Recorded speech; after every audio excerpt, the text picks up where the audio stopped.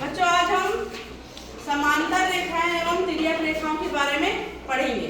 मैंने आपको कोणों के युग्म और तिर्यक रेखाओं के बारे में बताया था। अब यहाँ पर देखो, ये दो रेखा है और इसको एक तिर्यक रेखा काट रही है। जब ये दोनों रेखाएं समांतर हो जाती हैं और ये रेखा इसको काट रही है तो ये तिर्यक रेखा कहलाती है, जो कि हमने यहाँ पर आपको बताया था कि जब दो समांतर रेखाओं को एक तिर्यक रेखा काटती है, L और M दो समांतर रेखा उसको एक तिर्यक रेखा N काटती है, तो हमारे पास 8 कोण मिलते हैं, जो कि 8 कोण कौन कौन से होते हैं। पहला होता है संगत कोण। संगत कोण क्या होता है? जो कि तिर्यक रेखा के एक ओर बने और एक जैसी स्थिति में बने, है ना। जैसे एक की जैसी स्थिति में बना है 5, तो कोण 1 बराबर कोण 5। उसी प्रकार से आप दूसरा भी देख लोगे, कोण 2 के बराबर कोण 6। अब विपरीत तरफ देखेंगे तो 4 के जैसी स्थिति में कौन सा कोण बना है? 8। 3 के बराबर 7। तो इस तरह से हमें संगत कोणों के 4 जोड़े मिलते हैं। उसको हम अभी टीएलएम के माध्यम से भी समझेंगे। फिर है एकांतर कोण। एकांतर कोण क्या होता है कि उसमें एक जैसी स्थिति में बनते लेकिन एक का अंतर होता है। मतलब यहाँ पर एक बना है तो उसके जैसी स्थिति में दूसरे तरफ अब हमें 2 ऊपर की तरफ बाह्य मिलेंगे और 2 नीचे की तरफ बाह्य कोण मिलेंगे। तो बाह्य कोण एकांतर वाले कैसे बनेंगे? एक जैसी स्थिति में बना है 7 और एक का अंतर होना चाहिए, ध्यान रखेंगे, जुड़ा वाला नहीं लेंगे। 1 के बराबर 7, 4 के बराबर 6, ये बाह्य बने कोण है। उसी प्रकार से अंतर एकांतर कोण भी बनेंगे। 2 के बराबर 8 और 3 के बराबर 5। फिर हमें बनते हैं शीर्षाभिमुख कोण। शीर्षाभिमुख कोण मतलब आप कैंची को ध्यान में रखोगे तो आमने सामने बने कोण। जैसे पहले यहाँ पर ये इस रेखा को ये दूसरी रेखा कट कर रही है तो हमें शीर्षाभिमुख कोण मिलेंगे। विपरीत तरफ 1 और 3, 2 और 4। उसी प्रकार से यहाँ भी कट कर रही है तो 5 और 7, 6 और 8। इसके अलावा हमें अंतर कोण युग्म भी मिलते हैं।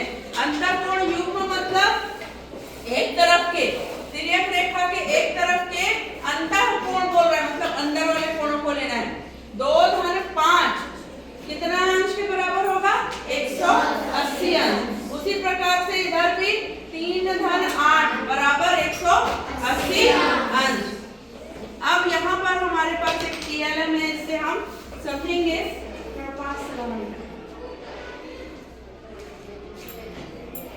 यहाँ देखिए संगत कोण पहले देखते हैं हम। ये चाले के पास जूम करो।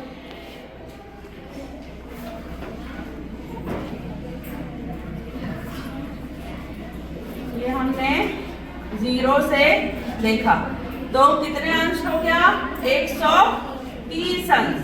ठीक है। अब वैसी स्थिति में यहाँ भी बना है कोण 5, 1 के बराबर 5 होना चाहिए। तो फिर यहाँ भी हम चेक करते हैं।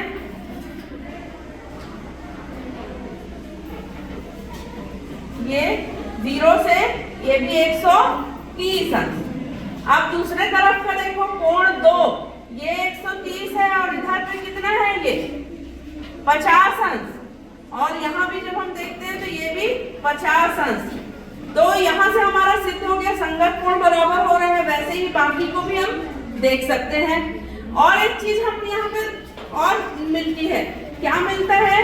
ये आर्धवृत्त बना रहे हैं, सरल कोण बना रहे हैं, तो आप इसको भी जोड़ के देख सकते हैं। 130 धन 50 180 हो रहा है। तो जब समांतर रेखा और तिर्यक रेखा वाली अवधारणा आती है तो उसमें हमको सरल कोण भी मिलता है।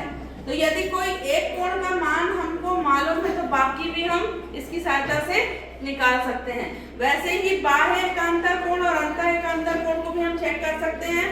यहाँ कोण 1 बराबर कितना अंश है?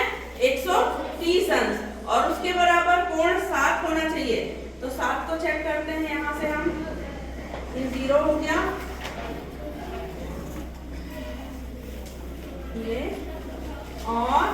ये एग्जैक्ट 130 अंश आ रहा है ये वाला कोण भी, ठीक है।